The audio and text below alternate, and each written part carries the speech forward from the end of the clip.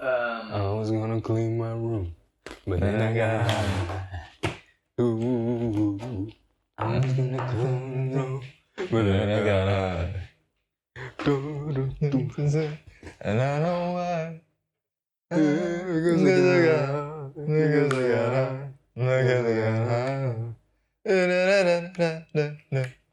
I like how we both forgot the rest of the actual lyrics, so we just... They don't matter. They don't matter. Because I got high.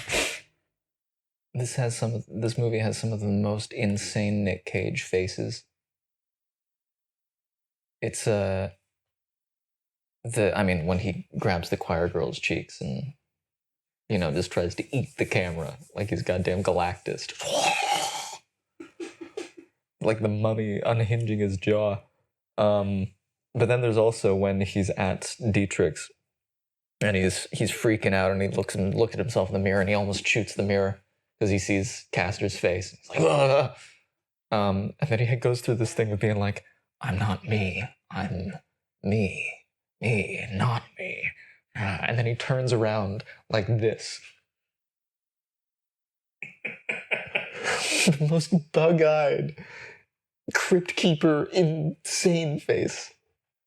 See, It's so good. Yeah. But now, that's where you know that these careers, especially, all careers, but they go ebb and flow. Because I remember a time when Nick Cage was in like Russia. Yeah. And everyone was like, what's going on with Nick Cage? But the past 5-10 years, he's been doing like these interesting choices where he gets to act and he's showing off his range. Dream Scenario, my God. Oh, yeah. We gotta watch Pig. It's so good. You need to watch Mandy. Yeah. I've heard there's a knife boner in it. Knife boner? Like a literal erection that is a knife. So the dick is a knife? That's what I've heard. We in? Yeah, we're in. Welcome back to episode... I don't even know. I don't know. 12, I Episode 12 of Talking Pictures with Tawana and Max. I'm Tawana, that's Max. There was a terrible accident and Max stole my face. So I had no choice but to... Unfortunately, that's a great lead up to this week's film. Right. Face Off. Face Off. And it's true. Tawana had a massive accident and he's a little bit in and out of it. Yeah, it wasn't great. I'm okay though. I woke up and there was like full body. They changed our hairlines and changed our skin. I know, full body pigmentation. It's a little bit like Freaky Friday. Yeah, a little. Why bit. do we accept?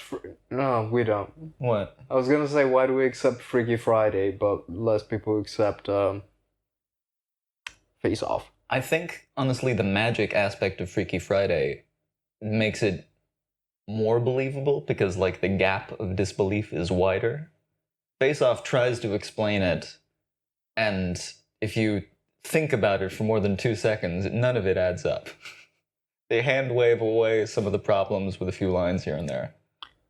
But like full on magical old fortune teller lady body swapping that's just an easier ask than going into the details. So this is my pick for this week. And I think we've had a week off. Yeah, last week got busy. But we're back. This is obviously a few days later than the normal upload date, but I'm gonna try to get it done tonight. So we're back on track. And it shouldn't be a long episode. The last two were pretty long. I don't think this will be a long one. Not as long as those. Because there's let me find a nice way of saying this. Mm-hmm. This isn't It's not asking a lot of the brain cells to do work. I don't have as much to talk about on the filmmaking side of this movie. Yes. The filmmaking it's consistent. It's good, but it's not like working on a ton of levels. It's kind of just what is the coolest possible thing we could do in this moment? Let's do that. Well, I picked this because last time it was Contact. Yeah. And we had the conversation on whether the 90s was the best decade for films. Yeah. And I think, when did Contact come out? Was that 97 as well? 97 as well. But you've got all these great films that came out in the 90s that you just go, oh my God, that was an amazing decade. Mm-hmm. But the fantastic thing about the 90s was the action films. I think you chose the most 90s movie that exists. I was thinking this when I was watching it. I was like, is this the most 90s film? And I was like, yeah, It might be. I think so. I feel like if you wanted to show someone what 90s action films were like, what elements they had, you show them Yeah. this. And then I started thinking, And then I started thinking, Nick Cage Nick Cage probably has two. Face Off, Mm-hmm. Face Off and The Rock. Throw Con Air in there and Con Air. Mm. So, yeah, okay, so that's three. Face Off, The Rock, Con Air, that's three. great choices. I don't think I've seen Con Air. No? No, I don't think I have. Ooh. you're gonna have to take that money out of the box at some point. That's a great movie. I don't think I have. It's not as good as The Rock, definitely not as good as Face Off, but it's fun and it's some quality Cage. I need to watch The Rock again. Yeah. Because I was watching this and I thought Face Off might be better than The Rock. But then I know I love The Rock as well. I don't know why I love this film. In some ways, it goes against everything I look for in a film. Yeah. But it works. I think that any movie, I think Jurassic Park is the best movie ever made, and that's because no, it's not as intellectual or as deep as something like Magnolia or Citizen Kane or whatever, but what it does so goddamn well that it works exactly how it's intended to, and this movie is like that. You know what? I think that's what it is. Yeah. When a movie does what it's supposed to do, and it does it well. Mm-hmm. And there's varying degrees about whether it does it well or not. Because I think Law, for what it is, it does it well. No, I mean, it does what it's trying to do well. It's just that what it's trying to do is incomprehensible. That's coming soon. I don't know when, Soon? but it's coming soon. The first shot will be fired at noon. But Face Off. So Face Off is the story about Castor Troy and Sean Archer. Sean Archer is an FBI agent who's chasing Castor Troy, who killed his son. The names are so good. And there's a big accident that involves Castor Troy. He gets into a coma. And they do a face-off because Sean Archer has to go undercover. That's all the explanation to find. They do a face-off. You know what we're talking about. Yeah, but I think so, for anyone who hasn't seen the film, watch it. Watch it. Watch it. Is it? Yeah. And I'm not gonna critique this film. I'm not gonna critique it. No. I'm just gonna discuss what fucking happens. Yeah. Gonna be a lot of the acting talk. I have a little bit of filmmaking talk, but No, let's get into the filmmaking talk Yeah. because I want to hear what you think. okay. What I mean when I say this might be the most 90s movie ever is that every cinematic trope of the 90s that made movies have that recognizable identity of that point in time The only thing that would make this movie more 90s is if it had a shitty techno soundtrack at one point. Oh yeah. And thank God it doesn't do that.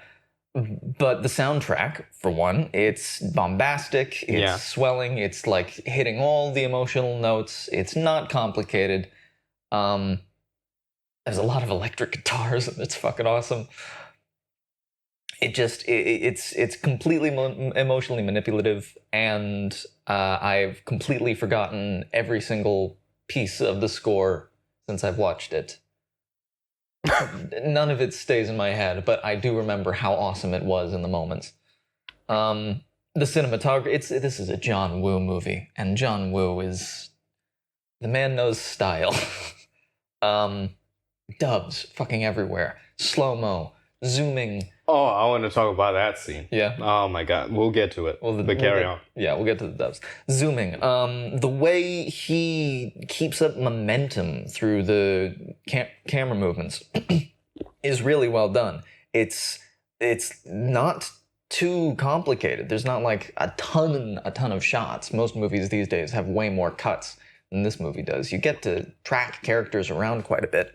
It keeps the geography consistent, but also the camera is constantly moving around in ways. It's either jumping from one spot to the next, or it's actually physically moving around in the space, or it's zooming in and out.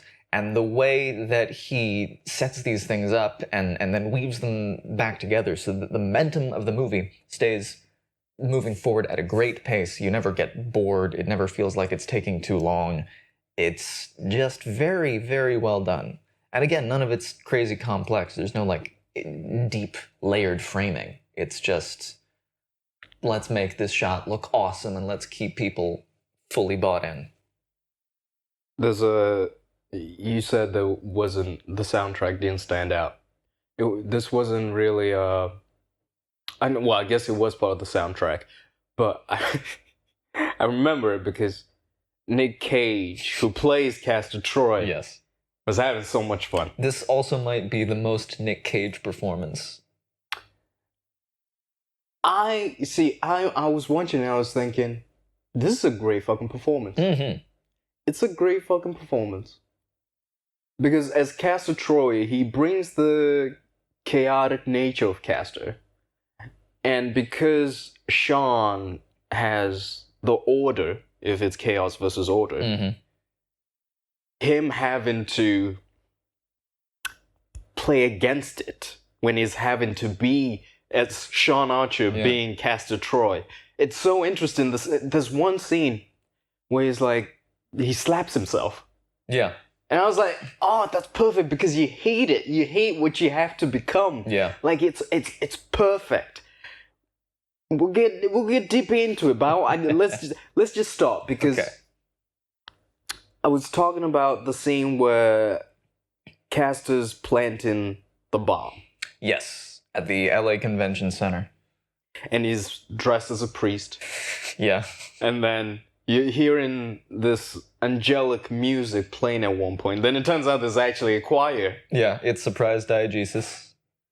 It's Hallelujah by Handel, so it's the big Hallelujah, hallelujah, hallelujah, hallelujah, hallelujah, hallelujah. It's great. But he's dancing. That scene when he's coming out and he's just having fun. He goes into a full head roll, fucking twerk squat, starts strutting towards them. Ugh. And one, I don't miss this, but one of the things you realize is the attitudes towards women. Yeah. Very early on. Oh, yeah. In films. Because we know he's bad. But because, I don't know if it's because it's Nick Cage or the way he plays it, but he's kind of cool. So when he grabs, what's her name? The choir girl. It's just some choir girl. Yeah. Some choir girl. He grabs her ass. He does it. That's a Castor Troy treat because he does it throughout. That's his peach. God, the peaches thing. So gross. That's before the emojis. Yeah. Yeah. So Nick Cage needs to take credit. I think he should. He should take credit. Because the peach to sort of, oh god. Because he was the choir girl and he Mhm. was the flight attendant The flight attendant. who turned out to be FBI. He calls Sean's daughter a ripe little peach at one point, Oh yeah. something like that. And he ends up casting Troy as Sean. Towards the end, he grabs her as well. Yeah, and licks her face. Full Which- on. He's got this. The tongue shit in this movie is fucking weird. He's Because so into he tongue. even asked the flight attendant to suck his tongue. Suck his tongue. He sticks his tongue out like a goddamn lizard, and she does suck it. The flight attendant, who by the way is an FBI agent undercover. Yeah, at first I was like, okay, she wants to get a job, you know, whatever. Then when she was like FBI, I was like, damn, you really committed to the role. Really committed. Though I honestly think he's an evil demon wizard or something in this movie, because every single woman who meets Castor Troy is inexplicably into him. I think it's see, I think there's a great thing in there, Mm-hmm. which is girls love bad boys, don't they? Yeah, I guess. Girls love bad boys. Because I'll be honest, this isn't even like the most handsome Nick Cage. He looks kind of weird through most of the movie. He's got a shitty haircut. Yeah, but he's in good shape. Oh, he's in good shape for sure, but he's got Dressed well. He's Yeah. rich. Well, I guess he's rich. He's a terrorist for hire. I'm still completely unclear why he was doing what he was No, doing. don't think about it too much. Don't think about it too much. Because I was thinking the exact same thing. Why are you Yeah. setting off this bomb? Yeah. Who's paying you to set off this bomb? But it seemed like he wanted to do it too. He was like all shitting on LA, being like, it's gonna get the biblical plague it deserves. His motivation for doing it completely... Escapes us. Unless it's just because he's crazy. Which he definitely is. He is crazy.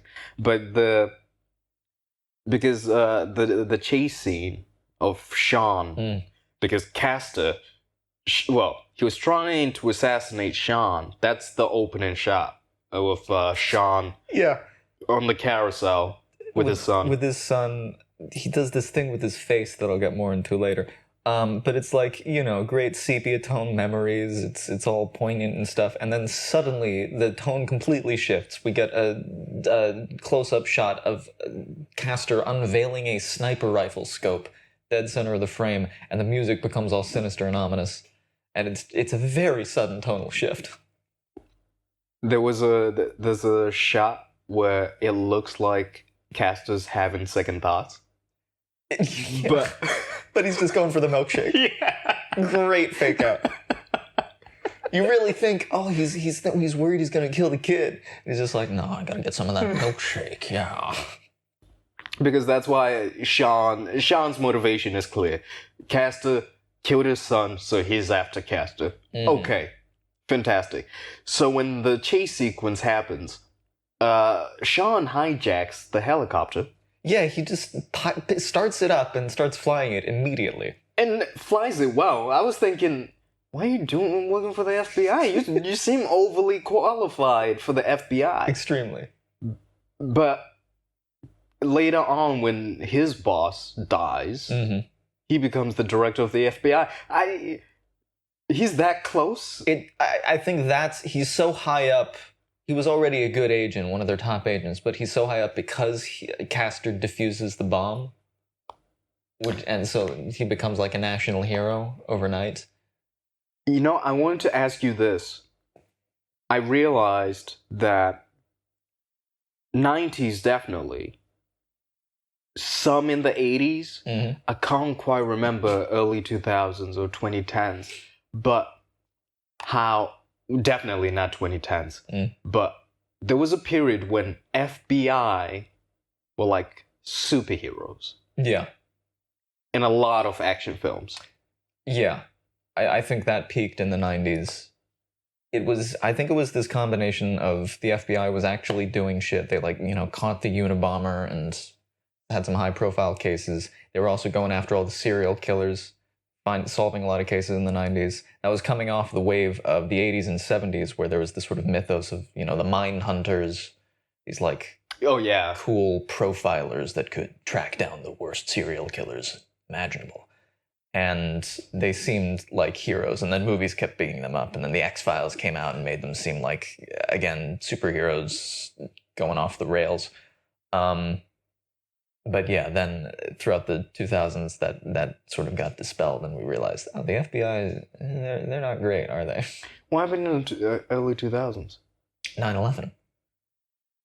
That's not their fault. It's kind of their fault. It was an internal attack. And there were multiple memos that Osama bin Laden was planning an attack against the US in the months leading up to 9/11 that were ignored by the government. Oh, okay. Okay. That makes more sense. Yeah. Because I was thinking this, even growing up, I watched a lot of films where the FBI were like superheroes. Mm-hmm. And it just sort of died down. But 9/11 makes sense. 9/11 changed everything.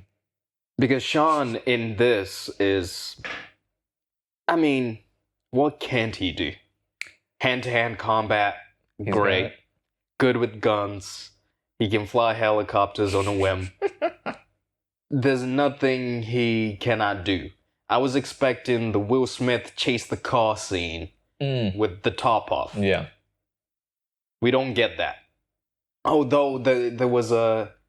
I noticed this quite a lot. Yeah. Where someone was shooting and they'll like, to get across, they'll like jump. Oh, the Matrix jumps. Is it the Matrix jump? But the Matrix is after Yeah, this. the Matrix didn't invent it. But I've seen, I remember, was it a 90s staple? Because I saw it in Bad Boys. Yeah. It was very big in the 90s. I call it the Matrix jump just because that image is seared into my mind of Neo and Trinity doing that jump out from behind the pillars, Yeah. trying to save Morpheus. But it's all throughout the 90s, way earlier than the Matrix. And this movie uses it to some great effect, usually with explosions all over the background. Oh yeah, the explosions. Just random sparks shooting out of things that should not be sparking. So they catch Castor. They catch his brother first. Pollux, Pollux. Castor and Pollux, Troy. named after the Gemini twins. Because cool names, why not? Yeah, where are the parents? The Troy parents? Yeah. I assume they're dead. Their birth date and place is unknown. Yeah. Because Pollux, see, if Castor's the cool one, Yeah. the brother can be cool as well. No, he's the nerd. He's the weird. I have to shout out Alessandro Nivola, who plays Pollux. Fantastic performance in this. Yeah, I've seen him in something else. He has gone on. He's a character actor, but he's like played stronger, sort of more leading man types. He's played, now that he's older, he's playing some like mentor things. But he's really going for it. This is a bizarre character choice throughout. That's what I mean. You've actually got some.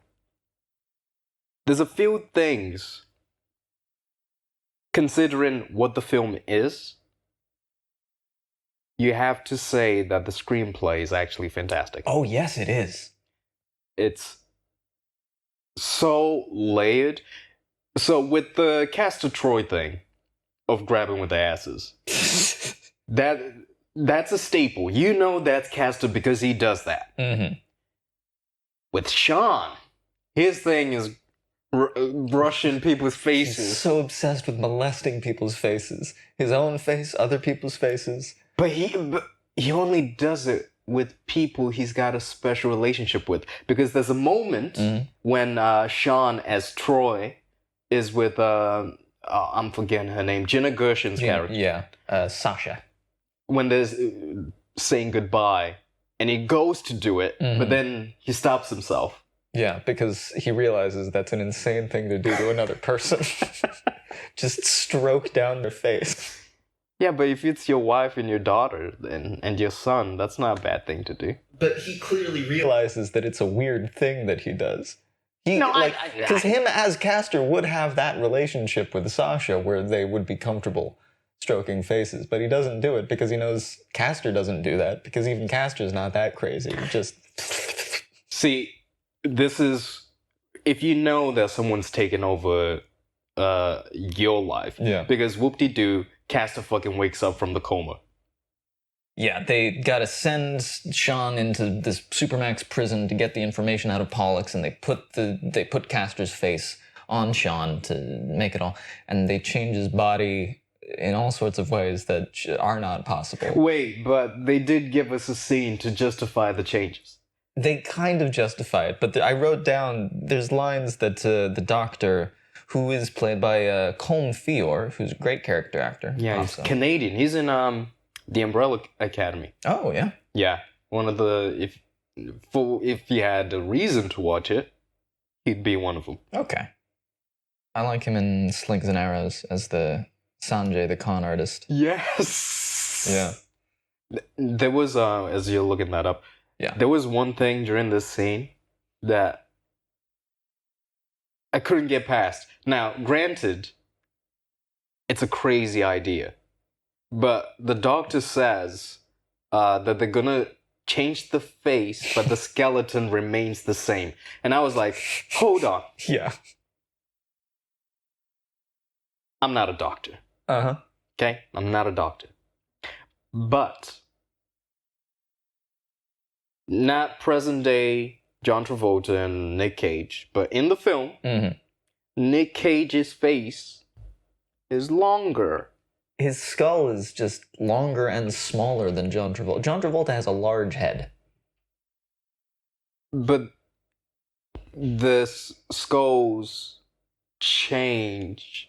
The Doctor explains it as he pulls out this little mask thing and says, it's molded to your skull structure, but when we put it on your skull, it'll change your skull structure into Castor's skull structure.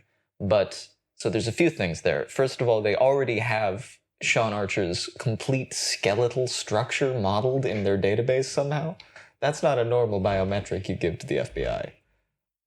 Then they don't strip his face down to the bone. They take the skin off and put it on his flesh. Yeah. So it wouldn't fit. It would be too big. It wouldn't morph to his skull because it's not touching his skull. It doesn't. And then it makes his head smaller and it makes him taller. The Doctor says height difference negligible. What does that even mean? When explain that to me, I heard that and I was like, what does that mean? Negligible. Negligible. It's close enough. Remember, they're doing this because they need to trick Castor Troy's closest and only person that he loves, his own brother, into thinking that Sean is Castor Troy. And they're going with, it's close enough. Which, by the way, doesn't work because Pollux recognizes that it's not. Almost instantly notices something's up. Asking questions as if he knows that Castor is someone with Castor's face. But he would have no way of knowing that. And then he does fall for it, but then he... You know what I didn't like? I didn't like the idea of not telling anyone else about this operation. No, there would absolutely be documents. They would be highly classified, but there would be multiple people that know about this operation.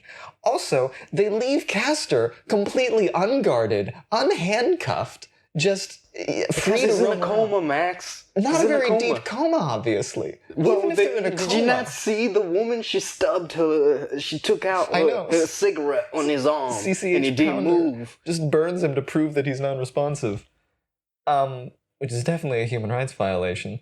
But no, he's a wanted super terrorist. Even if he's in a coma, you still handcuff him. Yeah, but he's dead. Sure. Yeah. You know, he's dead. It's fine. It's fine. We need the movie to work. All of this is we need the movie to work, which, yeah, obviously. Yeah, it's a little bit like Armageddon. Oh, don't get me started on Armageddon. Which I think we need to watch. Oh, God. Where, don't ask. Shut the fuck up. Yeah. I think in the 90s there was a lot of shut the fuck up. Shut the fuck up. Oh, goodness. But yeah, they changed the faces, and Sean as Troy has to go into this maximum security prison, where he strips down, and they put immediately. Is this? Mm-hmm. So that's like a thing. They strip search prisoners, yeah.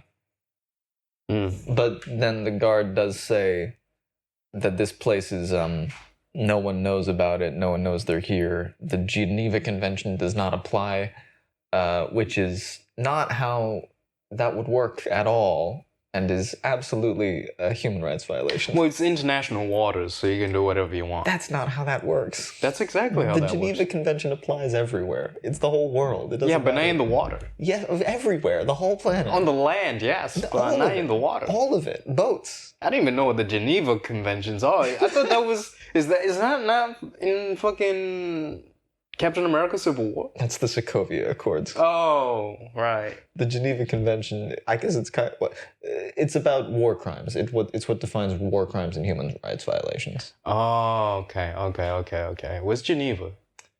Europe, I think. I know it's in Europe, but where is it? Somewhere somewhere near a lake. It's Switzerland. Oh, yeah, no. Those neutral fucks. International waters, you're fine. It's not. Moving on. He ends up in this maximum security prison, of which, whilst he's over there, real Castor wakes up. And I actually loved this, because you don't actually see his face. No. You get like a couple of glimpses. And it's not until he makes the phone call and you see a reflection of it. Yeah. And you see how he looks. And it looks kind of scary. Oh yeah, it's a great shot. He's getting up close and intimidating the doctor. So it zooms in on the doctor's glasses, and we see the reflection of the skinless face in those. Oof. And he's smoking a cigarette the whole time too, which has gotta hurt. And there's a moment when he touches his face when the skin is off. Mm-hmm. And he just like plays with the flesh. Yeah, it's moist. Why'd you say it like because it is. It just is. It's gooey. It is moist. That's what flesh is. It's moist. And obviously the doctor agrees, and Castor takes over. It's a great line when he's intimidating the doctor. The doctor's all scared and he says, "What do you want?" And Nick Cage just goes right up to him and says, "Take one fucking guess." As you see his faceless face. There's the moment when Castor's high. Yeah. It's like, I'm gonna take his face. Oh. That line is seared into my memory from the first time I watched this. I'm gonna take his face. Oh. And then all the goons start repeating it, and they're like getting into the group. They're like, yeah, we're gonna take his face off. I wonder if you were in the theater at that time and watching it, especially after a few weeks. If you've seen it first weekend and you know it's this cool, it's crazy, you need to watch it, and everyone just went face off. Yeah, shouting after. Great title of the film, by the way. I feel like the entire idea was created because they came up with this title. Yeah, I can see that. And make it work. Yeah. And make it work. When a title is so good that you just have to make a movie around it. Well, it's such a bonkers premise. Because when Castor takes over Sean's life, he it's a great scene when he's looking for the house and he drives past it. And he just notices Sean's wife looking at him and he's like, "Oh, I think that's my house." Yeah. And he drives back. And he has to keep the facade because he can't give it away. But Sean's wife is a little bit of a MILF, isn't she? Yeah, she's beautiful. Yeah. What's the actress's And name? this is where I went, if I'm Sean, as Castor, Mhm. right? And I find out that Castor is now me in my life. He's definitely fucked my wife. Yeah, he taunts him about it. So now what I'm going to do is fuck his wife. Which he doesn't quite go through with. He goes a step further. He takes his kid. Yeah. It's like, you kill my kid, well, I'm gonna steal your son. Look, honey, everything's fine. We have a new son. A replacement son at the end. Yeah. Which, okay. The sister accepts it. No one questions it. Not only does the sister accept it, Oh, she yeah. immediately strokes his face. He has to learn. He has to learn. That's the family thing. This is how we communicate in this family. It's like the Na'vi people in Avatar. This is their culture. But when Castor arrives in the prison, Mm-hmm. because there's all this mystique about Castor, all the other inmates, they revere him but also hate him, Yeah. which obviously brings about its own problems. And this is the first time you actually get to see Sean having to deal with having to be Castor Troy, because there are things that Castor Troy does, which is established early on, where he just kills people and he doesn't care. He's not even gonna take a second thought. No. He's gonna kill you. Whereas Sean, because he's the good guy, he takes a second before he's willing to accept it. Of which I don't think he actually crosses the line. No, he makes sure to try to not kill people throughout the movie. He does shoot indiscriminately at some of the guards and other stuff. He explodes an acid bomb in their faces, but he's not gonna kill them point blank because he's a man of honor. Man of honor. The good guy. The hero. Which, I thought it's, if you're John and Nick's agent, this is a great way to sort of appeal to them. Because it's like, you play the good guy and you play the bad guy as well. Yeah. After we, I think, go through the plot, I do want to speak specifically about the dynamic between these two, because I haven't said it yet, but Travolta, this might be his best performance. Let me sit with that. Yeah, Let me sit with that. sure.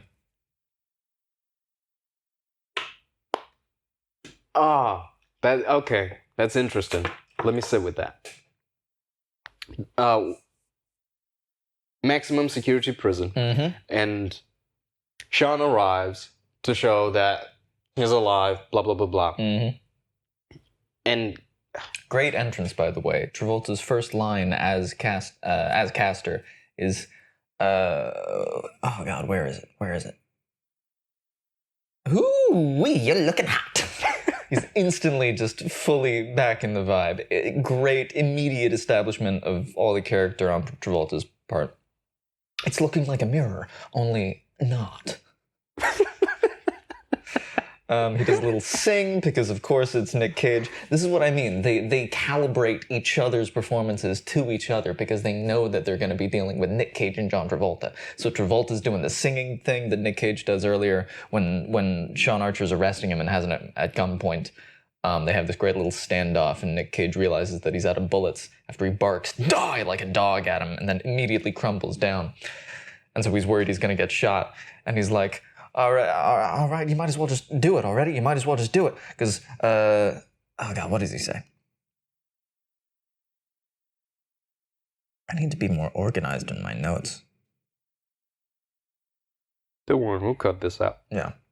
He says, yeah, I think I better pull the trigger because I don't give a fuck. I'm ready for the big ride, baby. And he goes into his rock singing thing that, like, he does that as long legs, and he loves that shit. But yeah, Travolta starts singing. He's fully in the vibe. He's like, I gotta go fuck my nice, lovely wife. Oh, did I say that? Make love too? And he's like making crying faces. Insane.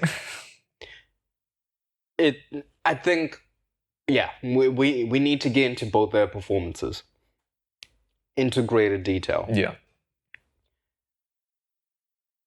Because as Castor's now trying to escape, he gets the help of the other inmates, obviously.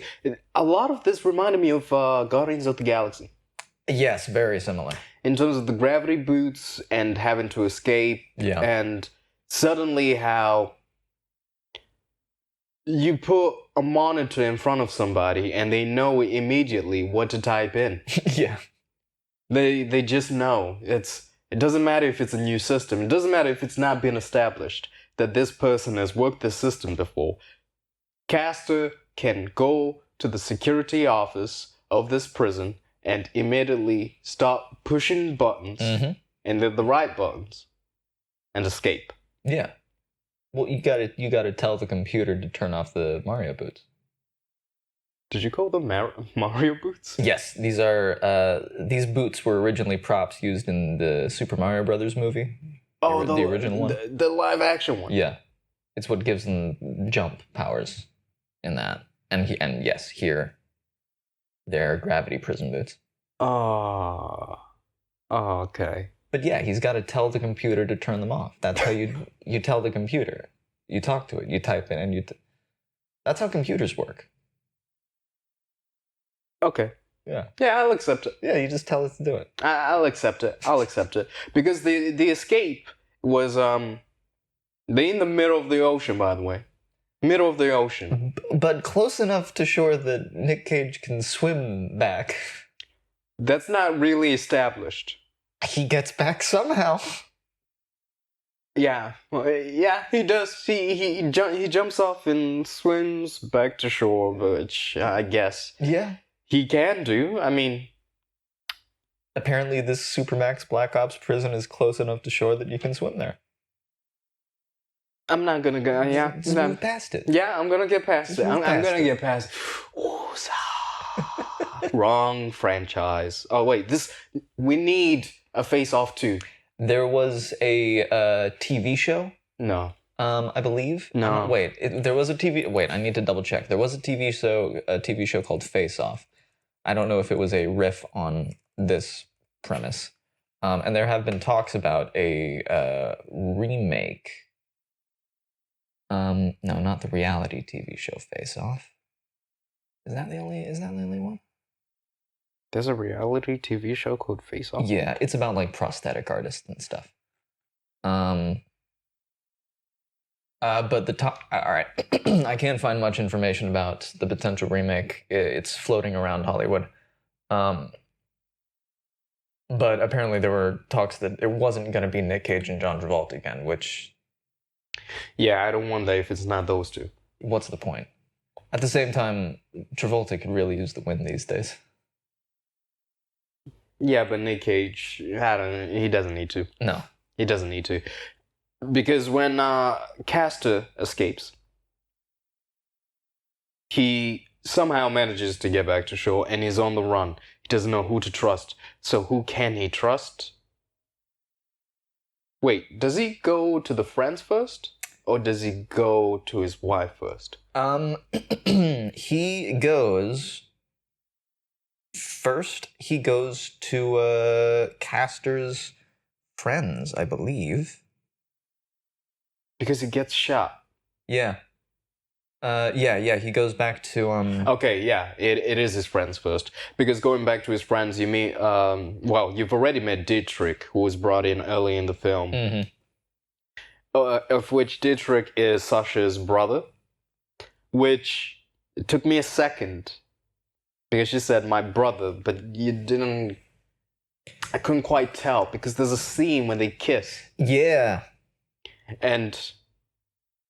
I've got a sister. I would never do that. No, that was some Lannister shit. Yeah. It was Yeah, that's what threw me off. I was like, is that the brother? Because if it is, I feel like it wasn't so much incestuous as it was all of these characters are just batshit out of their minds. Yeah, but you know what I loved about the scene when they go back to, when Castor goes back to the friend's house, Yeah. is that you just realize that these are just guys as well. They just got their own problems. They're just buds. Yeah, the criminals. you know. And Dietrich is loyal to Castor. He's ready. Castor always has this thing wherever he arrives, he gets like a suitcase and it's opened up. And is it joints or is it just cigarettes? It's cigarettes, pills, and then his twin gold handguns. Which is always prepared for him. But in between that, throughout the film, and this is quite an interesting thing of if you had my face, Yeah. which you do. Yeah, currently we're gonna get it fixed. If you were suddenly black, do you think you could live as a black person? It would be an adjustment for sure. I think I could adjust to being white Yeah, better than you could adjust to being black. probably. And I think I could use my whiteness more effectively than you would use my blackness more effectively. Yeah, I guess. You know what I mean? I would because I am a white person. I would feel very self-conscious about using the blackness because I would still feel like I was appropriating something. I don't even know what blackness you'd use. I know what whiteness I would use. Yeah. I would just take over shit.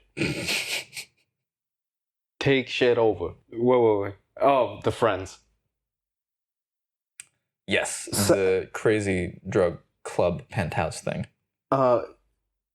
Because Dietrich offers Castor, Sean, a drink with some drugs, which completely puts him off. And Nick Cage, when he goes for it, I think the thing with Nick Cage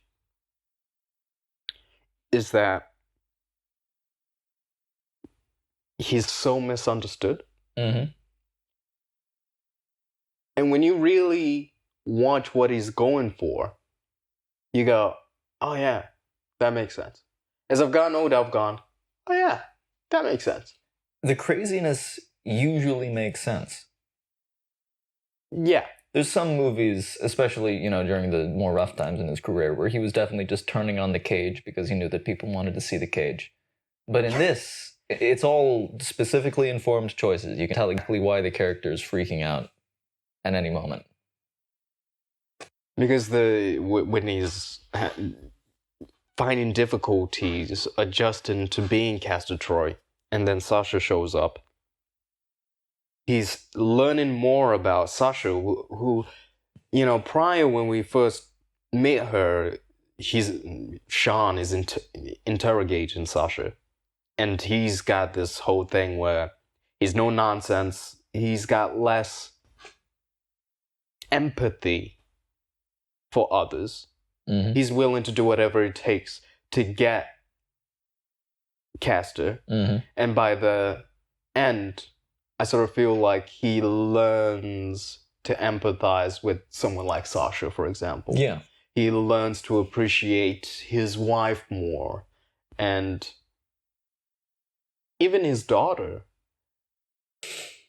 I guess we're not... Just because... Yeah.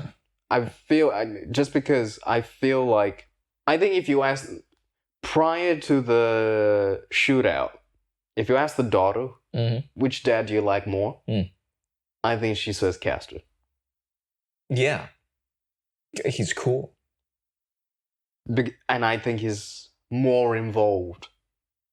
Yeah, I mean, he actively takes an interest in her life and tries to parent her and teach her things when she's almost sexually assaulted by Danny Masterson. Is that Danny Masterson? Yeah, a real life violent rapist. Great casting. Great casting, apparently. I know you go against casting directors, but they knew. Apparently, Jamie really dodged a bullet there. But yeah, Castor says if you dress like a ghost or something like that, you're gonna attract. If you dress like a monster, you're gonna attract freaks or something like that. Because she's going through what the mainstream '90s would call a goth phase, which involves a little bit of eyeliner and some earrings and shit. But she says like, oh yeah, sure, blame me. Some guy tries to rape me and I'm to blame. And then he's like, here's what you do. You stab him. Here's a butterfly knife. Which is great advice. Stab him, yeah. That's great advice. And he even shows her how to do it. Yeah. Which is funny because then she does it to him. The script, it's so tight. Ah, It's so tight. it's yeah. If you ignore all the ways it makes absolutely no sense, it is so tight. No, it does the job. Yeah. It does the job it set out to do. In terms of if this is fast food, it's a McDonald's Happy Meal. This is better than McDonald's Happy Meal. No, but is in its okay. Well, This is I can't think of a fast food that's like stellar. This is a for me. This is a huge topped Five Guys burger. It's like 20 fucking pounds for just the burger, but goddamn is it delicious. Sponsored by Five Guys.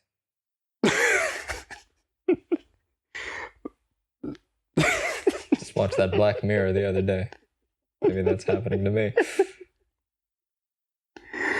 Oh God. I feel like maybe we should do a Black Mirror episode at some point, like one of those long ones. I'd do White Christmas for this, yeah. Which one's that one? It's the Christmas episode. It's like an hour and a half long. It's the one with John Hamm. Oh Have you not seen it? no, I don't think I did. Oh shit! It's I one don't of the think. best. I think there's one season of Black Mirror I missed. Where were we? Oh god. Casters with the friends. Yes. Oh, then they Sean gets the drop on them. Yeah. And mayhem ensues. Guns galore. Gun fu without the kung fu, so it's just guns. Yeah. This isn't gun fu. We'll get to a gun fu movie at some point. This is just 90s. Pew, pew, pew. It's a lot of pew pew pew pew. Because when they were escaping and they were holding the kid, he said, "Stop! Don't shoot." Why would you stop? Because he's thinking they don't want to shoot the kid. The FBI doesn't want to shoot the kid, so he's using the kid as a human shield. Come on. But then, just a few minutes later, he jumps to save the kid. He tackles the kid out of the way of getting shot.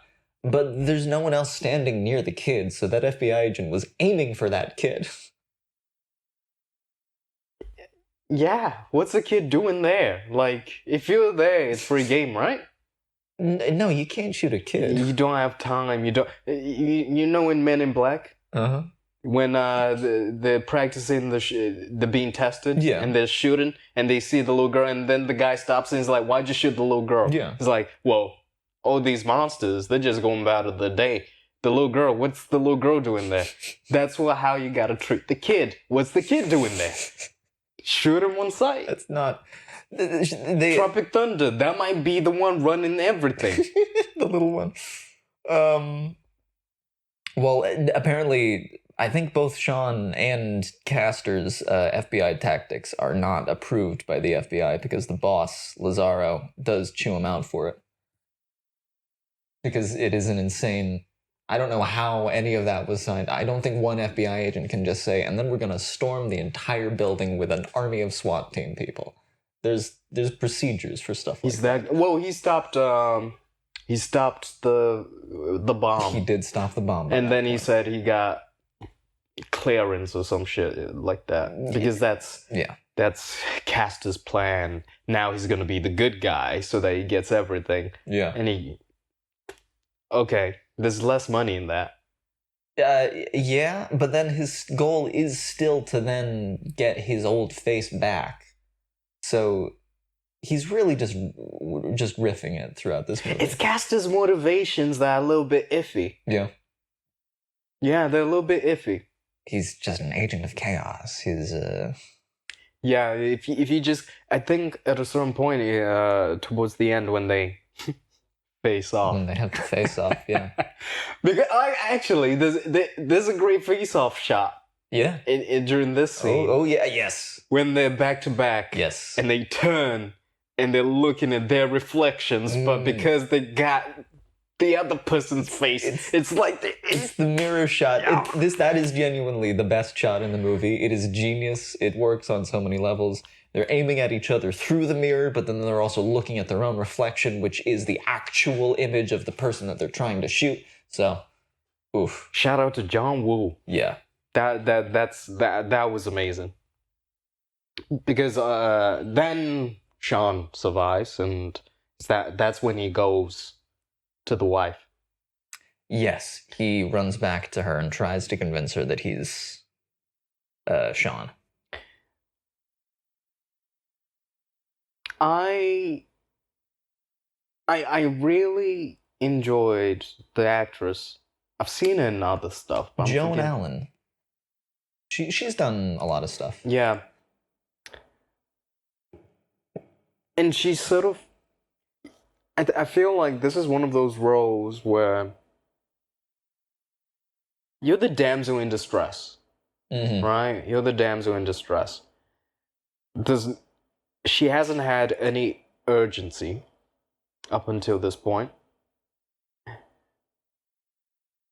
But the scene where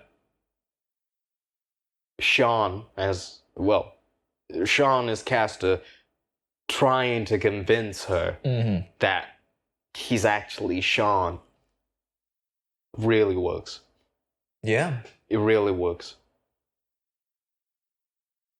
And that's where you talk about whether it's the comedy beats, the action beats, the emotional beats. Travolta and Cage hit them so well. Mm-hmm. So well. And the blood type thing, which was mentioned earlier. Yep. It's mentioned earlier just before the procedure happens because Sean is... John's O negative, Castor's AB. But the doctor says, but Pollux isn't going to know that, so that doesn't matter. But she's gonna know that because she's a fucking doctor. And now the audience knows it, so it's got to matter. Great. You see, Great it's those... script. Not a single line wasted. Nothing's wasted. Questionable things added, but nothing's wasted. Yeah. The meal is... If you were watching this meal get cooked, you'd be like, what? But then when you ate it, you'd be like, this is actually a pretty good meal. It makes sense. So you gotta let them cook. Yeah. That's for the youngsters out there. Is that what they're saying online now? Let them cook? Yeah. Let me cook? Mm-hmm. Yeah. You gotta let them cook. Sometimes you gotta let people cook, son. Yeah, definitely. Cook it up.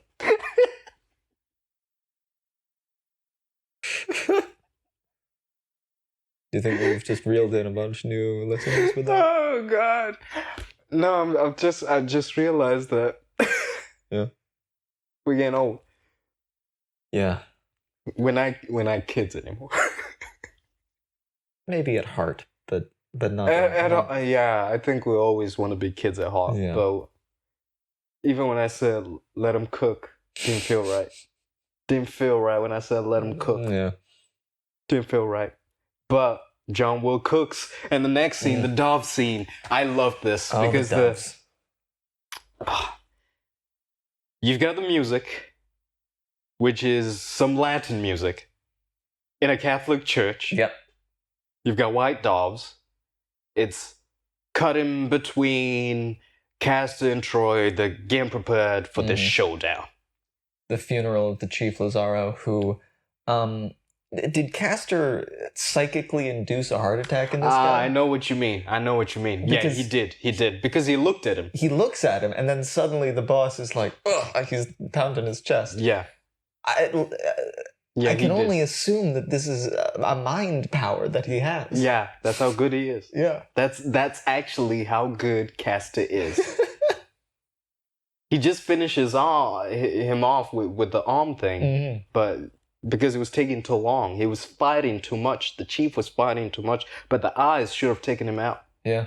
Should have taken him out. There was no indication before that scene that the boss had a heart problem. No, It was just after that look and this musical sting. So the boss is dead, killed by Shining. Of which no one sees this. No. Or notices any bruise marks from the poundings. Yeah, because I was like, well, it doesn't matter. It's Castor. He can do whatever he wants. Yeah. He saved the day. But the Latin music, the doves, it's Catholic Church, it's the funeral, it's about to go down. Mm-hmm. And now you got Face Off. Get it? It's the face off, yeah.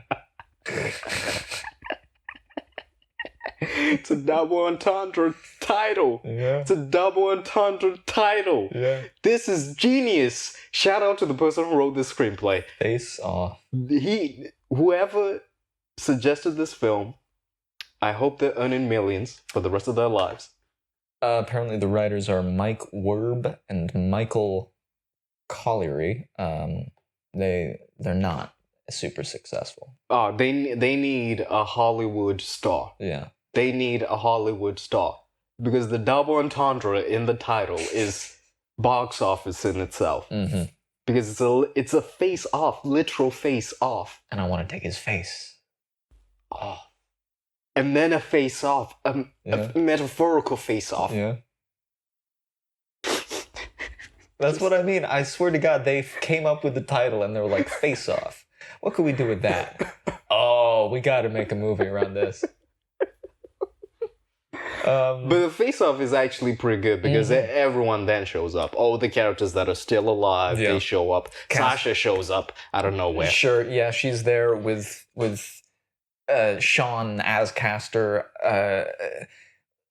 When Castor as Sean shows up, he struts out Antichrist poses, which he was doing all throughout before in the movie, just constantly doing this. But then this time when he does it, he says, very religious, and we cut to a picture of literal Christ on the cross, just in case you didn't get the symbolism. Yeah, because some people might not get it. He's Jesus. Some people, That's where the eye thing, they were telling us all throughout. Yeah. They're telling you he's Jesus. So maybe he's the good guy. I don't think he was trying maybe to he's the good guy. LA. He thinks he's God. L.A. Yeah. Land of the prostitutes. The city of angels. I wish we had a camera so people could see this face. Your face? Yeah, my face. Which is my face, as we previously established. Yeah, obviously. Yeah. Oh, we didn't explain the voice stuff. There's a voice chip implanted in his larynx that changes his voice. And the doctor specifically says, be careful, because even a sneeze or a sharp blow to the chest could completely disable it. And he undergoes many very violent blows to the chest, and it's fine until suddenly it's not. You know one thing that I realized? And this was his voice when he wakes up. Yeah, it's still Travolta when he wakes up. And I was like, oh shit, that's actually a nice detail right there. Yeah. And there's a certain point, I think it's after the face-off, when the voice is back to Travolta. Yeah, he's in the van. No, it's even before that. It's Castor's holding Jamie hostage with the gun right before she stabs him in the thigh, and at that point, for some reason, at that point, Nick Cage has Travolta's voice.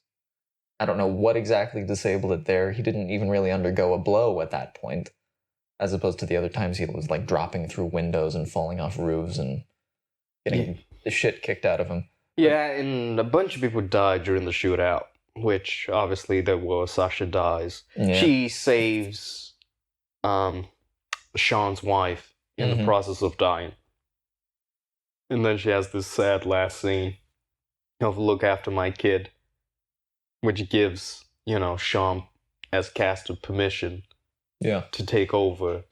Of which she never knows that Castor's Sean. So she's actually asking Castor to look after the kid. Yes, because she still thinks that that's Castor, the actual father of her son. But it's not. It's Sean who's like, oh, I wanted a new kid anyway. I'll just take this one. You know, during the standoff, I was thinking of there's a Key and Peele sketch Yeah. of the standoff of like the double cross. Yeah. And I was thinking about that. I was like, oh, I wish you just had the double cross, double cross, double cross, double cross, double cross. But yeah, the big chase Oh, the speedboat. with the speedboat. Yeah, the Which w- speedboat. You use every part of the speedboat. Shout out to the Oscars adding a Best Stunt Design award. Yeah. Because there's a stunt in this where Sean is casters hanging off the speedboat. Mm-hmm. And at first, he's just the speedboat's taking him, and then he adjusts himself, and he's sort of surfing on the water Yep. whilst hanging on the speedboat. That was fucking, and it's a real guy. There's no fucking CG. Oh, yeah. Like, this is real. That was fucking epic. I love how, as I've gotten older, I've understood more about film. Mm. I've understood more what goes into a film, and I can appreciate the small details more than a regular viewer might. Sure, yeah. Because just that, it looks cool, but you don't, like, when you really think about it, it's like, that's a fucking difficult thing to do. And how many takes that would have taken. Mm-hmm. Then we get to the end, Sean gets his face back. Yeah, the speedboat chase happens. Caster's swinging at him with an anchor. The speedboat, one of them gets smashed off. One of them flies over across another boat, uses it as a ramp to jump through a flaming explosion. Perfect, just perfect. Some more stuff happens. At one point, the anchor is used as a pivot point. It's like thrown and it latches on. Oh, yeah. And then the boat swings on that anchor. It's like, ooh, great use of that. And then they do another speedboat jump onto land where they both land on the ground. And there's a brief fight until Caster is harpooned in the gut. But he tries to fuck up his own face. He tries to fuck up Sean's face. That's what I would do. Yeah. Listen, if I'm gonna lose, we're gonna both lose. Except he does seem to have forgotten that they have technology that magically fixes all scars. Yeah, it did make sense how he was cutting it up the same, what's the word, pattern. On the same lines Yeah. as the face. You should cut across, Yeah. especially with the eyelids, and just like, But even then, they probably wouldn't have been able to fix it because, like, they grew that one FBI agent a whole new organic ear using laser beams. burn it off. Burn The what off? face off. The face. Yeah, burn it off. Yeah, that'd probably do it. Yeah, burn it off. Yeah. Because I was thinking that. I was like, yeah, just burn it off, yeah. You're gonna lose, so just make sure he gets your face. Mm. And fuck with them for the rest of it. Yeah, we get to the end. Death by harpoon. Death by harpoon. Sean takes Caster's kid, who just accepts it. Yeah. Which, yeah, we're supposed to accept it as well because Caster was a bad guy. And do remember that up to this point, the only times that kid had seen Sean Archer's face was when Sean Archer was trying to gun him and all his friends down. Yeah. As Yeah. an FBI agent. So suddenly, Sean Archer kills this boy's father, takes his face back, and now this kid is just fine with the fact that the guy who was attacking him and killed his family is now his new dad. Yeah, this is what I want a sequel or a spin-off. Yeah. I want to see that kid fucked up. Like, that's the kid that becomes the new Caster. Mm. And then that's Face Off too. Yeah. He has to get his face off too. It writes itself. That's how you pitch it. That's how you pitch Yeah. it. The kid takes his face off too. The title. Face Off 2, and then $ lines through the 2. It will print money. I want to get into the performances. Yes. It's so I said earlier that Travolta and Cage calibrate the performances around each other Yeah. because they know that they are going to be playing each other, which means that they know to expect a certain amount of fucking unhingedness from each other. Did Travolta have that prior to this? No, not really. Not that I'm aware of. Like, he had done Pulp Fiction a few years before that, which was sort of his big comeback. But he wasn't crazy in that. He wasn't crazy in that. He is a character actor. I think more than a leading man. Well, what's it called? Hairspray. Yeah. Yeah. He plays the mother. Yeah. And he did this film a few years ago where he played an autistic guy who's like hired by the mob. Oh no. I'm forgetting what it's called. We need to watch that. Do we? I mean, apparently it's not a great film, but I feel like we do. Because I feel like in this film, you've got two actors who most people do not consider great, and they give great performances. Yeah. And I would say two great performances for the price of one. So you've got four great performances for the price of one. Yeah. Travolta, cool, is smooth. Yeah. He turns it on. Much more smoother than Cage. But Cage is crazy. Yeah. Is crazy. Much more crazier than Travolta. When they have to play Sean at his most vulnerable, especially with his wife. That's the thing. With the wife, you get not all the scenes, but the scenes where you see Sean at sort of like his most vulnerable, you get them with the wife. Yeah. And she's great to play off of, because now you've constructed a character, Sean, where he lives in two worlds. There's the FBI, the job, and there's home, where he's the father. Those are two roles he has to occupy, the agent and the father.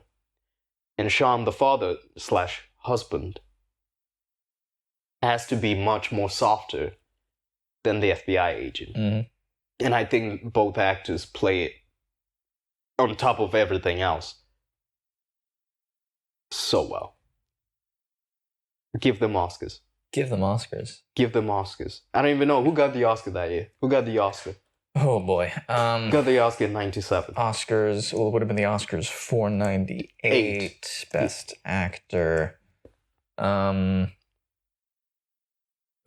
Academy Awards, 1998. Who won? Best Picture was Titanic. Okay. Best Directing was Titanic. Best Actor was... It was a Lifetime Achievement Oscar for Jack Nicholson. They gave it to Jack. As Good as It Gets. A movie I have never fucking heard of. It's on Amazon. Yeah. But still. That was up against Matt Damon for Good Will Hunting, Duvall for The Apostle, Peter Fonda for Yuli's Gold, and Dustin Hoffman for Wag the Dog. But these are Anyway. two great performances. Two great performances. I don't think enough credit is given to John Travolta for what he does, because not only does he match Cage's fucking craziness Yeah, he goes for it. so well, he is just operating in that exact same smooth groove that Cage is on when he's playing Castor, where it's just he's following every single impulse he has. Yeah. He's just keeping that train moving, and he's having a great fucking time. But then before he's playing Castor, he sets up, because he knows that Cage is going to be playing Sean, and so he knows that Sean, because it's Cage, is going to be a bit nuts at some point. So he's setting up this stuff. When he's Sean at the beginning, Travolta's playing it so like exhausted and frustrated with everyone. You can tell he's on the edge. The FBI is pretty incompetent throughout this entire movie, and he is the only one that knows that. He's constantly like rubbing his face and his chin, doing all this stuff. Yeah, he loves the face touches. Loves the face touches. He's really setting up this like tortured, kind of broken man who is teetering on an edge, So then when he hands it over to Cage, Cage can go all out with it. And I think the moment where you see Sean realize that he has to break himself to become Castor Troy is when it's that fight in the prison. And Oh yeah, and he goes crazy. yeah, he's getting the shit kicked out of him for a sec, and he goes to the side and he looks at Pollux, and he just realizes, oh, I gotta be Castor. And so he goes wide-eyed and just starts laughing. It works so well, and the wife, Dietrich, the actor who plays Dietrich, Mm-hmm.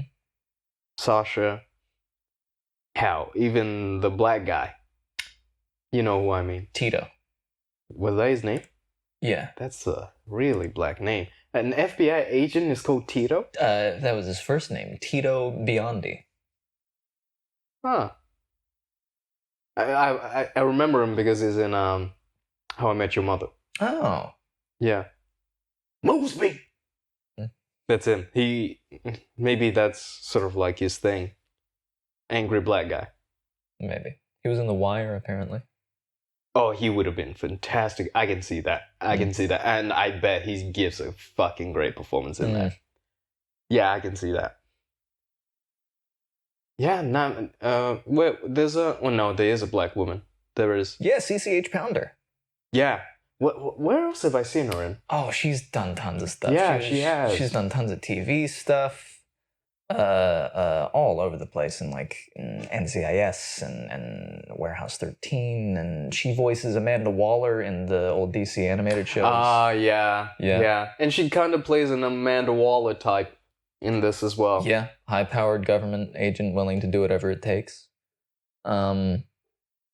Yeah, she's in a lot of stuff, and she's always great. Any other thoughts? I have a few. I could Rolodex off a few things, but before we get to that, the performances, yeah, they're all great. The way they play off each other is so well done. The script is so tight. Like we said, every single line is used. There's all these little setups that are paid off later, even in tiny ways. There's all these different dynamics that they really chew on, like when Castor, the only thing he cares about is Pollux, and so he keeps tying his little brother's shoelaces and stuff. Oh yeah, and he ties the shoelaces at the end when Pollux dies, which was like it's great symbolism to show that he'll always look after him. He ties the shoelaces and then like rubs the gun against his face and then points it to try to shoot himself. And the one FBI agent is like, "What are you doing? It's just Pollux." And then he blasts that guy in the head. The last thing about the filmmaking I want to say was some of the cinematography I wasn't feeling. There were a few shots where it was like there was so much. It's when they do slow motion, but they don't actually film it with a high-speed camera. They just slow down 24 frames per second film to make it go slower, so it's all juddery. Yeah, you know that. Yeah. I that always annoys me. I'm like, just don't use that. Use a slow motion take. If you're gonna do slow mo, don't do that because it just looks weird. Was that available at the time? Slow motion stuff? Yeah. Oh yeah, because they use it throughout the movie. But it's clearly, I don't know exactly if it's like a studio choice to say we want more slow-mo, or if they just decide somewhere in the edit, we want this shot to be slow-mo for impact or pacing or whatever, but we didn't film it with a high-speed camera, so we just need to slow down these 24 frames to take up half the time, and so it looks like it's moving at half speed. Because I'm thinking there's a lot of slow-mo in Bad Boys, but that's Michael Bay. Yeah, he loves the slow-mo. But he almost always does his slow-mo right. He films it with the right camera, so they don't have to do that. Okay. It's one of those editing things where I'm just always thinking, just find a different way. Use a different edit. Don't use that. But yeah, I guess that's all the main thoughts. You got anything? I love this film. Yeah. It's one of those. See, I picked this film because I felt like Contact Kramer versus Kramer. Mm. Great films. Extremely intellectual. They're like meals. You have to digest them. Mm-hmm. They stay with you afterwards. They make you think. I'm still thinking about Contact. But sometimes you just want a burger from Five Guys. Just need that fix. And you know what? The burger hits so good. You may not remember much afterwards, but you'd be like, "That, you know what? That was worth it. That was a good burger." Mm-hmm. And Face Off is a good burger. Not in a disrespectful way of like cinema or whatever, because this is cinema. Yeah. It's fun. If you want to have a good time and just munch on your popcorn and enjoy one-liners and enjoy, suspenseful, high stakes, because there are stakes. Yeah, Oh, yeah. There are stakes. Obviously, our main characters, we know one of them is gonna die at the end, but a lot of people die. Yeah. A lot of people die. And maybe it's my biggest gripe with like superhero films is the loss of stakes. Mm-hmm. I don't mind if the hero has to win at the end, but you need to feel stakes. You need to feel as if you've been on a journey with his characters. Sean, and I say Sean and less Castor, because Castor's chaotic, anarchic, nihilistic throughout. But Sean really goes through it. Really goes through it. So you even take that. It's deep in its own way. Yeah. It's deep in its own way. But yeah, that's all I got. It's more than skin deep. It's elbow grease. Elbow grease. Yeah, gotta put your elbow in it. Gotta get all up in that face. So, that's it for this week. Yeah. Lecture's gonna do You know what he means, people. Yeah. All of that stuff. Yeah. See, Tawana normally says this, but Yeah. he doesn't want to say today. Oh, that's right, because I'm Tawana. I feel like I gotta commit to the bit, so everyone, you should like, comment, and subscribe. Follow us on Instagram at @TalkingPictures. And remember to eat at Five Guys. That's a lot of promo for Five Guys. That is a lot of promo for Five Guys. I'm trying to get us that sponsorship. Do you know how much those burgers cost? We need that money if we want to eat there. Yeah, there's a well, I'm not going to talk about the real wars. But anyway. It's April 2025. Maybe the world is ended by the time you hear this. But we hope you're well. We hope you're good. And yeah, peace.